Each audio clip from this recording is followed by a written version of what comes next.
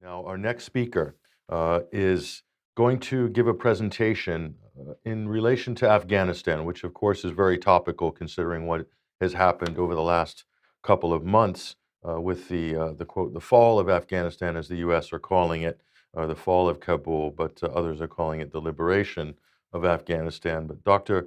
Lucy Morgan Edwards, in her presentation, is entitled How Women's Rights Were Instrumentalized to Promote the post 9/11 war in Afghanistan. And just a few words on Dr. Lucy Morgan's background. She's worked with women on community and public health projects in Kandahar and Herat during the Taliban regime. And following 9/11, she remained in Afghanistan, undertaking a variety of roles, including election monitor, freelance journalist, political advisor to the EU ambassador there, and to the EU chief elections officer of the 2005 parliamentary elections in that country. Her book, The Afghan Solution, The Inside Story of Abdul Haq, the CIA, and How Western Hubris Lost Afghanistan, was published in 2011. Her doctoral thesis research interest was Western support to warlords in Afghanistan from 2001 to 2014 and its effect on political legitimacy. Thank you very much for joining us for this session, Dr. Lucy Morgan Edwards. Thank you very much, Patrick. Do you think you could put up the first slide? And I'll start the talk with that in the background. Very good. Okay, so in the 16th of November 2001 radio address to the nation, and soon after George Bush announced the war on terror, his wife, Laura Bush, claimed that the war in Afghanistan was also a fight for the rights and dignity of women. Since 2001, Mrs. Bush has reiterated this idea, including in 2010 and 2016, normally simultaneous to the USA scaling up its military involvement, as, for example, the 2011 troop surge of President Obama. Other Western female politicians promoted the idea of Taliban oppression of women without contextualizing the complexities of a war that had gone on for 23 years by 2001. Following the events of 9/11, the imperative for Afghanistan was regime change of the Taliban. The corollary, it was asserted, would be human rights and democracy for Afghan women. My experience of the post-2001 situation on the ground contradicted this narrative and showed it to be deliberately polarized. I argue that the claims about Afghan women being oppressed solely by the Taliban and how they would be accorded democracy in the form of elections and participation in government and human rights as a result of Western intervention were deceptive. Even so, the post-2001 Afghan war was generally seen by the Western political and media class as somehow benign or necessary, in contrast to the Iraq war, where media criticism soon turned to the non-existence of weapons of mass destruction. So if you could put up the next slide, please, Pat. So basically in this talk, I'm just going to give an overview. I'm going to talk about the historical instrumentalization of Afghan women, both historical and around the time of 9/11.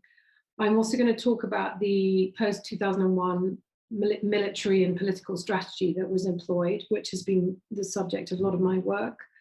I'm going to talk about the effects of that, in particular on women, and the balance sheet for Afghan women, because of course it was all invoked as being, a lot of it was invoked as being about them, not just about bin Laden. And then just briefly at the end, I'll be just indicating what I think the war was really about. So within a day of the events of 9/11 and with little independent investigation, the media immediately endorsed the official, i.e. the Bush administration and Israeli explanation of the events as being carried out by Osama bin Laden and necessitating a global war on terror that would encompass going after al-Qaeda in several countries. The Bush administration called upon NATO to agree unprecedentedly an Article 5 intervention in a country well beyond NATO's immediate borders. Instead of undertaking critical investigative reporting into the circumstances surrounding the events of 9/11, one of the most catastrophic crimes to affect the US, the media simply amplified the government's official narrative, i.e. that bin Laden was responsible and that a global war on terror lasting generations was going to take place. Accompanying this narrative, several political personalities such as Cherie Blair, Laura Bush, the Italian and EU politician Emma Bonino, and Donald Rumsfeld promoted the idea that invading Afghanistan was necessary to liberate Afghan women from the vicious Taliban regime. So the use of women politically is nothing new. And in fact, in the 1930s, women in Afghanistan were used as a means for the British to topple King Amanullah, who was actually quite a modernizing king, a popular and modernizing king, who Afghans still refer to in the same way as Ataturk, as being a sort of secular, popular king. And yet the British showed photographs of his wife, Queen Soraya's bare legs, and this reached the mullahs, and this somehow, this stimulated an insurrection to get rid of King Amanullah. The Taliban also apparently oppressed women to demonstrate what good Muslims they were. And under the communist leader, Babrak Kemal, women actually became judges. And of course, we see pictures of women wearing miniskirts in the 70s and so on. So you see the contrast. And as Alex Thompson has, I've previously heard Alex say, of course, it's ironic that the West invoked women after 9/11, when in fact, of course, during the 1980s and even going back into the 70s, the West was supporting Islamist warlords in the region and to try to topple the Soviet Union. So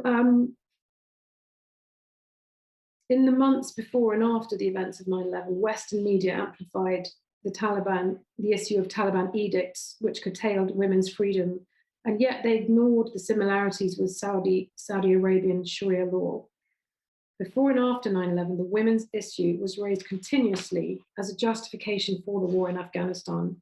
Media reports twisted reality for propaganda purposes. A famous example being the Taliban arrest of CNN reporter Christian Amanpour and then EU Commissioner Emma Bonino in Kandahar in 1997. The fact that CNN were filming in a women's hospital ward and were repeatedly requested to stop by the female head of the hospital ward was excised conveniently from the story. Yet Amanpour and Bonino later broadcast their outrage towards the Taliban in a TV interview at Kandahar airport. Also left out of the report was the context that when Christian Amanpour made her much publicized hospital visit, negotiations between the Clinton administration and Taliban regime over a trans-Afghan pipeline were failing. Amanpour was also, of course, the wife of State Department Chief and Clinton associate Jamie Rubin, and was famous for having pushed Bill Clinton to bomb Kosovo during a live CNN broadcast previously. After 9/11, the story of Amanpour and Bonino's arrest was shown by Fox News and CNN to remind the public of how brutal the Taliban regime was. Another story shown repeatedly was footage of a woman being executed by shooting in the stadium by the Taliban. This story was initially covered by Jason Burke of The Guardian, who was one of the journalists alongside Peter Bergen of CNN, who did so much, in my opinion, to narrate to us the story of Al-Qaeda. The networks, this is around the time of 9/11, the networks then got hold of footage from the time in the Soviet Union when the Revolutionary Afghan Women's Association, in fact, it wasn't Soviet Union time, they were a Soviet group, or they're a pro-communist group called RAWA, and they had footage of a woman being executed in a stadium under the Taliban regime, which was pretty horrific footage. But this was shown continually on a loop in the run-up to the war in October 2001. And additionally, in November 2001, and intermittently since, both Laura Bush and Cherie Blair were used as mouthpieces to traduce the brutality of the Taliban and to promote the idea of liberal humanitarian intervention that would encompass women's rights and democracy. Mrs. Blair hosted a meeting of Afghan women refugees at Downing Street and said their stories were shocking. But in fact, this wasn't completely my experience. I was actually in Kandahar and traveled through the tribal areas from Pakistan at the time of the Taliban regime in the year 2000, before the bombing of the USS Cole. And my experience, and in fact that of a contemporary anthropologist named Anna Pont, who did studies of women in rural women in Helmand in the year 2000. This shows a rather different view, and it's rather, her work is quite valuable benchmark work, in my opinion, because it shows a very different view about what was going on, or rather situates women in a broader context. So Anna Pont, in her research, concluded, women have always negotiated their position within many systems and layers of power within their families, culture, and politics. Family influence continues to be important in determining issues concerning mobility, education, and access to healthcare.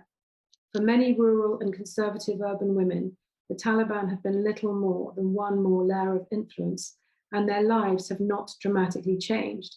For some, the inconvenience of the veil and additional restrictions are tolerated because the Taliban have provided security. And that was my experience as well, that the colleagues that I worked with in Kandahar, I worked with both male colleagues, many of whom were engineers, because we were working on urban development and reconstruction projects and humanitarian projects. But I also worked with women, and actually a lot of the women that we selected as beneficiaries for our project were by nature vulnerable. Otherwise, they wouldn't have been beneficiaries. But the country had been at war for 23 years. Everything was destroyed. It had gone through different phases of the conflict. And this wasn't something that the media chose to focus on as in terms of the need to contextualize why people had enabled the Taliban to take the country in the mid-90s and early to mid-90s. So, in fact, funny enough, Anna Pont's account there was also endorsed by Nancy Dupree, who was a well-known figure in Kabul until recently, and had been the wife of a very well-known US anthropologist named Louis Dupree, who'd done a lot of work on Afghanistan in the 1970s and 80s. So if we could go to the third slide, please. So here, talking about the post 9/11 military strategy that was used, and also the political strategy that was followed. And essentially, the military strategy was initially led by the CIA, which by late September 2001 had returned its warlord proxies to regional fiefdoms to displace the Taliban. So in fact, these warlords, many of them had been in exile during the Taliban regime. They'd been kicked out by the Taliban after the sort of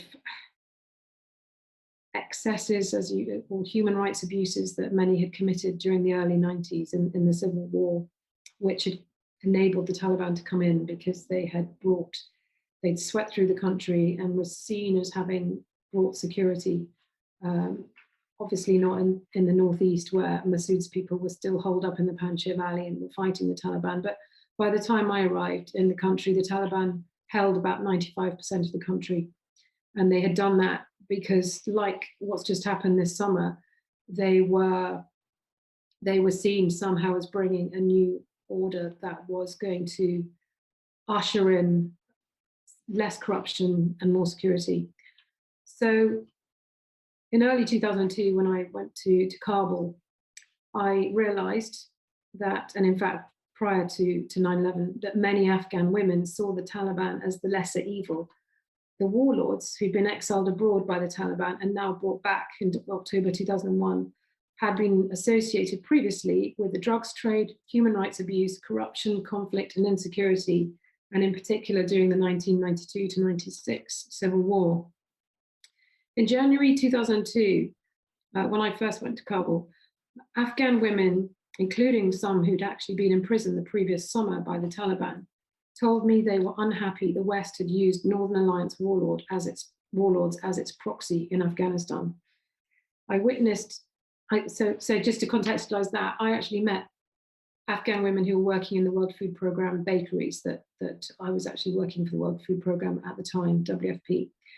And I pointed out to them that there were all these posters of General Massoud on lampposts and asked them, were you happy to see this new regime? And they were pretty furious, actually, to my amazement. I was still quite naive. And a lot of them said, no, we're not happy at all to see these people back. Don't you know what abuses they committed during the early 90s? So yes, I mean, we took out one party and we brought in another group of rights abusers effectively. After that, I was involved with election monitoring in the spring of 2002 for the emergency lawyer Jirga, and I travelled around the country undertaking elections as a monitor. The emergency lawyer Jirga was supposed to be one of the first stages in the democratization process of Afghanistan after the Bonn Agreement. And it was, when I look back, I realized it was run by the UN, but in partnership with the CIA, basically. And we were hired by the Asia Foundation, which is an affiliate. So in the run up to the lawyer Jirga and the night before the lawyer Jirga actually started, it was held in a huge tent on the side of one of the hills in Kabul. I actually witnessed elected Afghan women challenge the warlords because they arrived all of a sudden. No one quite knew whether they were going to show up, but it was rumored that they weren't going to show up because they were meant to be undergoing a process of justice and accountability and being made accountable for what they'd previously been doing in earlier stages of the conflict. But they showed up in a huge display of power. They literally drove through a gate, crashed through a gate, and came in all their large vehicles with bodyguards on the back of their vehicles and so on, and made a huge display of force. But the women, some of whom were quite strong, stepped out and actually challenged these warlords when they got out of their vehicles and said, what are you doing here? You shouldn't be taking part in this next phase of our country because you destroyed the country in the early 1990s. So they then the women challenged the UN chief, Lakhdar Brahimi, as to why the strongmen were in government. But his attitude was, they are not indicted, as though that this meant that we should all accept them and that this would provide stability. And in fact, he actually passed this off as saying, this is peace versus justice. We have to include them, otherwise we won't have peace. But other people disagreed and said, that is completely naive, and this is going to mean that we have neither peace nor justice. And in the long run, of course, that's what happened. Later on, in 2005, I asked the same former EU Commissioner Emma Bonino, who was the Italian who had styled herself as a women's rights advocate. I asked her, why are we allowing these men, these strong men, again, to take part in the 2005 parliamentary elections? And she sheepishly said, because there was no proof that they'd committed rights abuses because they hadn't actually been indicted. So the comment of one of the Afghan revolutionary Afghan women's associates to that reasoning by Emma Bonino was absolute fury. She said, it's like with Hitler and Mussolini. You have to find the proof. You have to actually go and research what these people have done and start this process of justice and accountability. But of course, the West didn't do that. We were too busy. NATO was using them to support its perimeter fences. The drugs were flourishing, planted by these very same people. And that was, in fact, one of the first things that they did, was to get the poppy into the land in the late autumn of 2001, as they'd gone back to their fiefdoms. And in fact, the emergency lawyer Jirga was monitored by the security police of the Northern Alliance, who took down the names and then intimidated or followed people or delegates back to their regions if they tried to contradict the political narrative that was playing out at the emergency lawyer Jirga. So it was all controlled. It was contrived and controlled, and the women were really there as window dressing. I remember, even when I was monitoring elections, the big US network TV stations, they were only interested in footage of women putting ballots into ballot boxes. They didn't seem to be interested in what was going on in the background with the intimidation by these strong men and the fact that they were participating in these elections. So the thing was slightly rotten from the start, actually. So still on slide 3, I think. In fact, you could potentially move to slide 4, please. So Academic Peter Dale Scott believes that the huge post-2001 rise in US opiates consumption relates directly to US covert activities in Afghanistan, including the reinstallation of strongmen proxies, whose first action in October 2001 was to plant poppy, which the Taliban had in fact successfully banned the year before. I also myself in 2004 and 5 witnessed CIA staff guarding the compound of Ahmed Wali Karzai, the president's brother and a known linchpin in southern Afghanistan's drugs trade. While I was working as a political advisor to the EU ambassador, I met governors in southern Afghan cities such as Ghazni and Gardez, and then the head of, such as, for example, the head of national security, who was a chap named Asadullah Khaled. These were all believed by Afghans to be linchpins in the southern drugs trade that included the Karzai and Akhundzada families, all of whom were US and NATO and UK allies. And then, of course, there was Mohammed Daoud, who became the interior minister. He was a northern strongman, and he was given this position as interior minister in 2005 when I was there working for the European Union ambassador. So everything seemed to be about facilitating the networks that were undertaking trade in opium poppy. The fact that the warlords and the strongmen, they were, I think, slightly surprised by the impunity that they were accorded by the West, by not just the Western diplomats,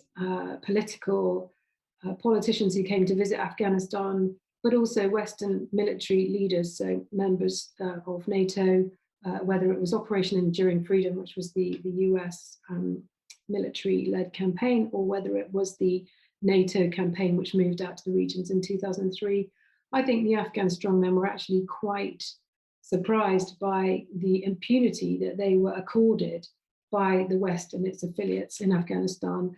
And this actually made them, it was a signal to them that they could extend their criminality further. So what they then did was they became more predatory of the local population, whether this was, for example, kidnapping children or women, trafficking in artifacts, or in other local resources. They just understood that they could continue with those activities without fear of recourse. So that all, the insecurity got worse. It fed, the impunity fed the lack of security and the corruption. So still on slide 4, in terms of much of the post 9/11 media focus was military operations. For example, a lot of the journalists were embedded with the military.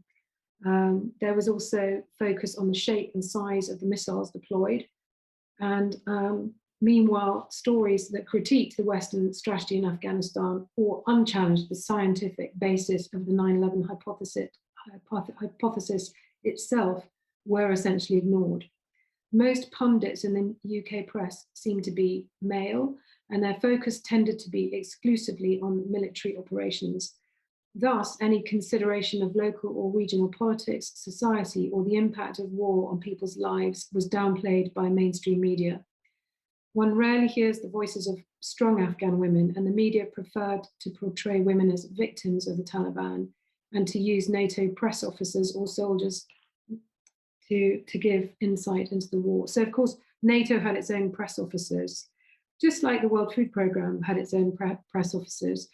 And they were very heavily invested in portraying a certain image of what was going on, which didn't necessarily reflect the reality on the ground. So there was little reporting in the mainstream press, the Western mainstream press, of the war's impact on women, especially in the South, where special forces operations, in reality, often assassination squads, were undertaking more kill than capture of the enemy. And that's obviously gone on for 20 years, and women and children have suffered exponentially far more than men, for example. They've also suffered foreign soldiers kicking down doors in their homes in the night. Or there has been the prevalence of even of child soldiers recruited by the Afghan local police, who were called ALPS militias, which were set up by the Pentagon and the CIA. Meanwhile, stories deemed incompatible with the establishment view of Afghanistan as the good or justifiable war, as contrasted with Iraq, continued until 2012, by which time the British had suffered much loss of life in Helmand and at huge financial cost.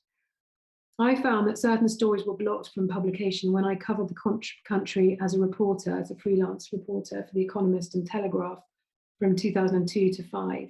An example of a story that should have received more cover in the British press was that of Afghan women and children dying of cold after being internally displaced from Helmand to Kabul as a result of Britain's military campaign in Helmand. This was only lately covered by the New York Times in February 2012. Meanwhile, though, the Pakistani girl, Malalai Joya, was given disproportionate media coverage in the Western media, although her attack in Pakistan was wrongly conflated with the Afghan Taliban. Malalai became a symbol to fuel the narrative of British soldiers being in Afghanistan to protect and fight for symbolic female victim figureheads, like Malalai, who was from the tribal areas.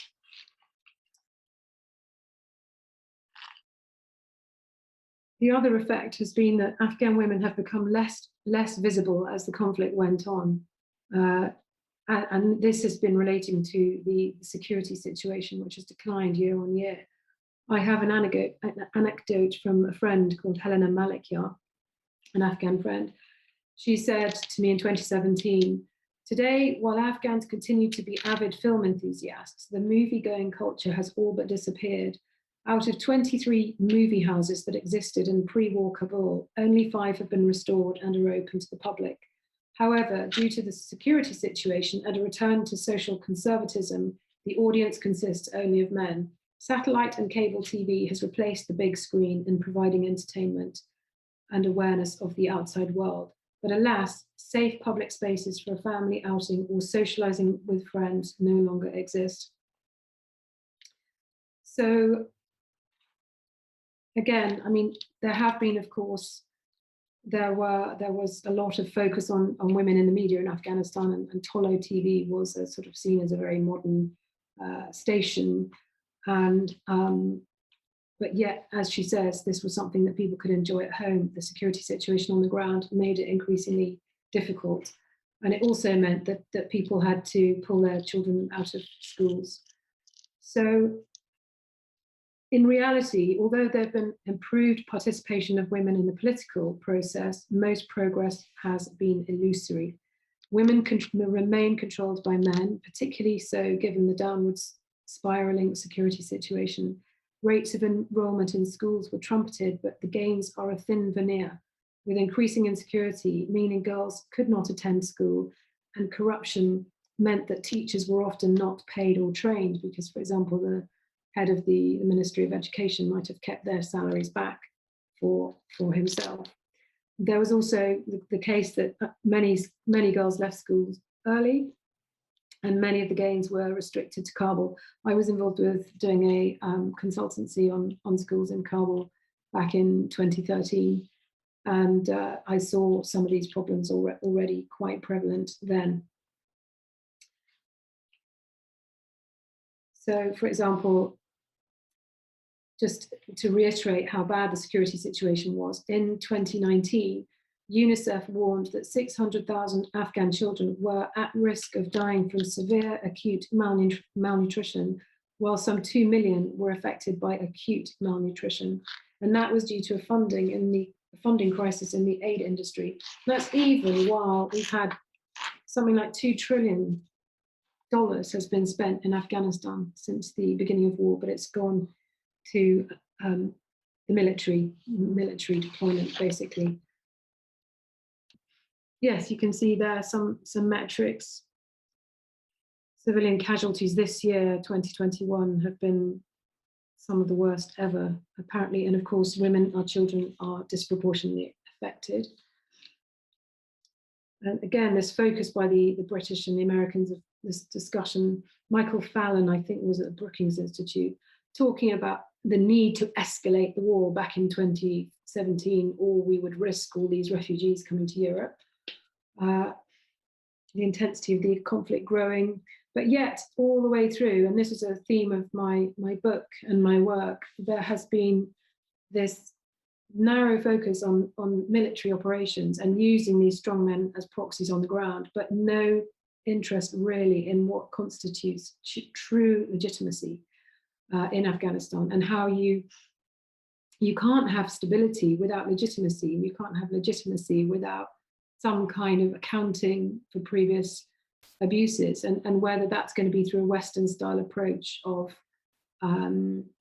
accountability and reconciliation, or whether it's going to be an Afghan approach. But there was never space for the Afghan Independent Human Rights Commission, for example, to undertake that sort of accounting for the past. And in fact, they did do a very large report on which looked at different phases of the conflict and which different groups had been responsible for these egregious rights abuses, but it was never really allowed to see the light of day, and it wasn't acted upon, and it wasn't really promoted or financed by the Western diplomats who were there in Kabul, or rather it was probably given a swift kick into touch by the US and the UK.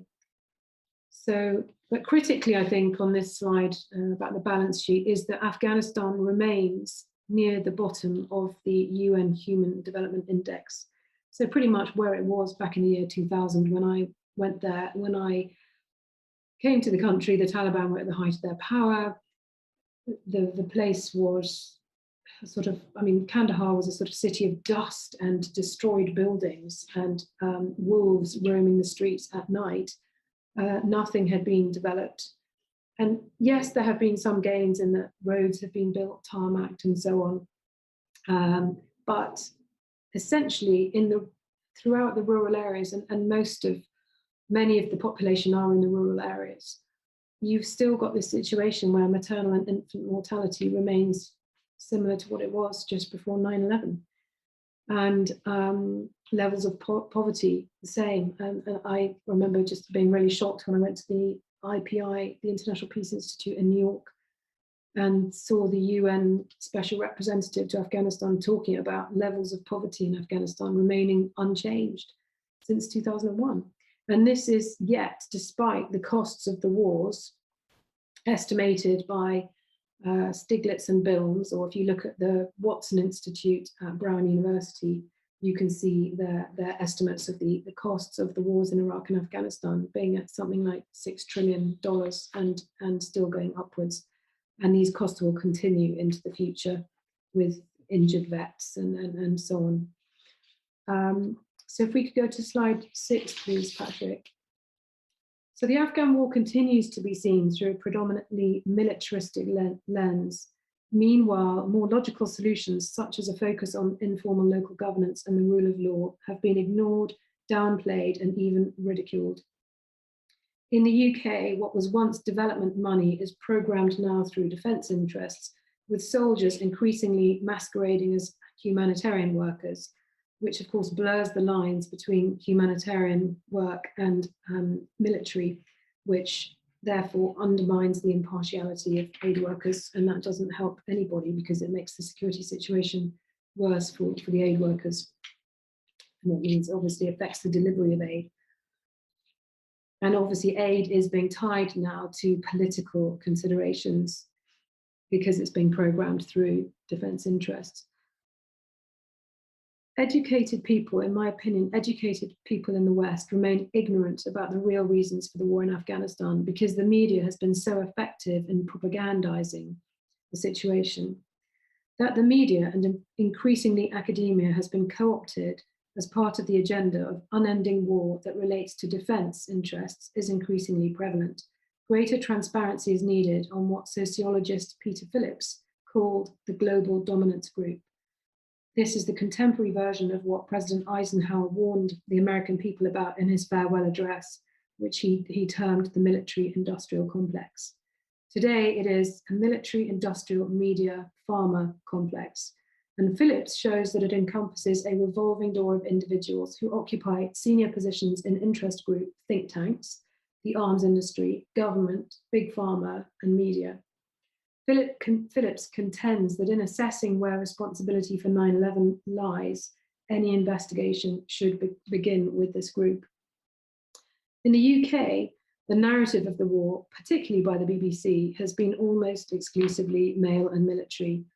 It might be interesting, for example, to investigate the time devoted to the military perspective on radio and TV stories and analyse the funding behind this. For example, why is there military money in the BBC Trust?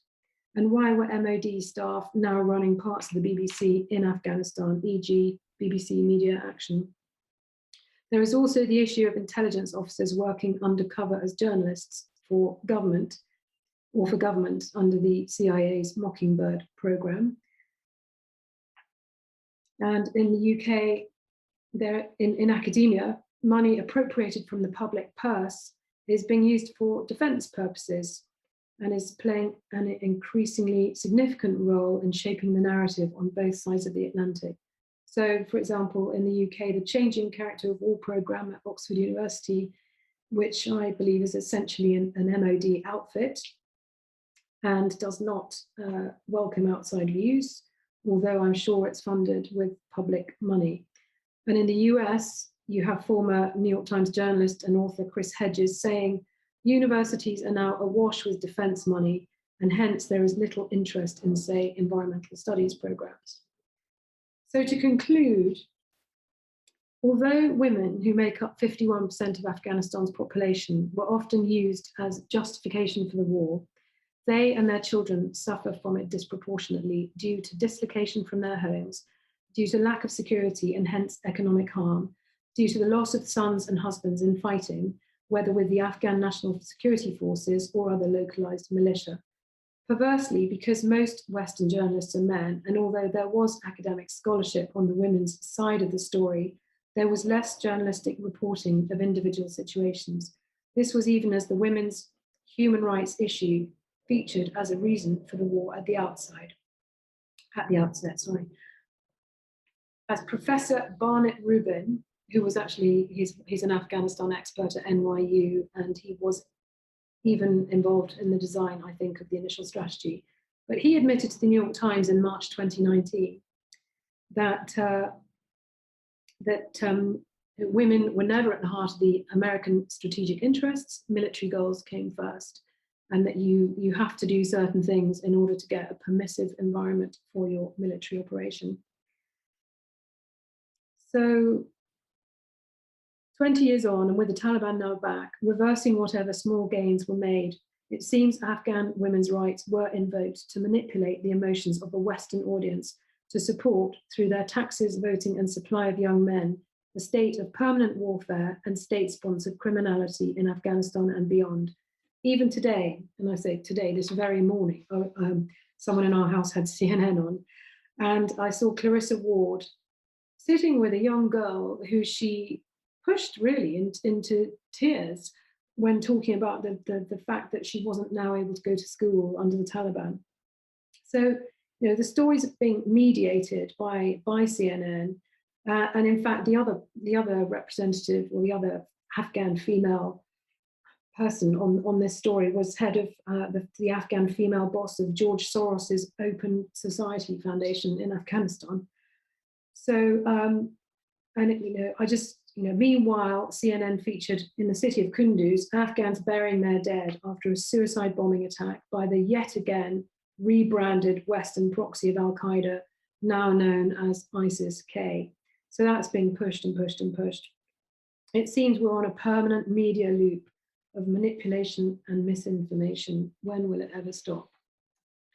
So that's me finished. I hope I haven't gone over too much. Thank you very much, Dr. Lucy Morgan Edwards. I do have one, like to get your comment on one question. Certainly we could go into a very deep analysis of the escapades of CNN and their many sort of actors in the field, including Clarissa Ward in Syria.